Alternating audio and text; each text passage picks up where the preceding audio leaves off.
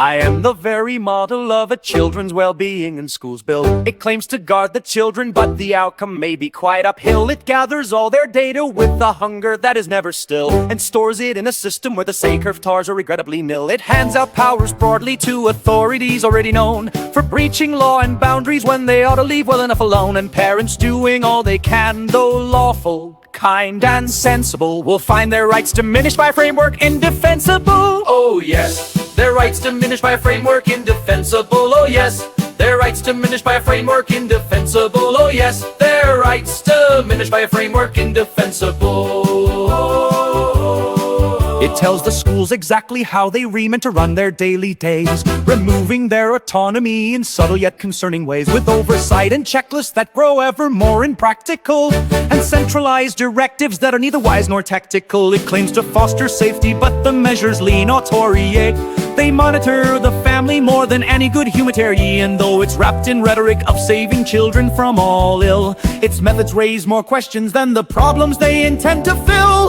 Oh yes, the methods raise more questions than the problems they intend to fill. Oh yes, the methods raise more questions than the problems they intend to fill. Oh yes, the methods raise more questions than the problems they intend to fill.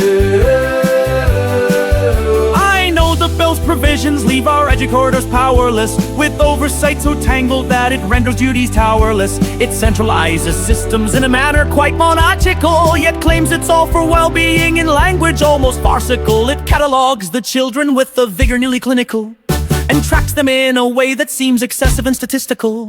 It gives authorities the might to act with bold audacity, despite their past mistakes in handling data with tenacity. It blurs the line to which safe start guarding and intrusive notoriety, and treats the parents' judgment with unnecessary piety. It's packed with good intentions, but the kind that often backfire. For rights that should be basic are the first things they'll retire. For rights that should be basic are the first things they'll retire. For rights that should be basic are the first things they'll retire. For rights that should be basic are the first things they'll retire. The councils gaining oversight already have a history of misapplying statutes in a manner shrouded in mystery. They gather private details of the children in their registry, but loss of data privacy is more than just a minor plea.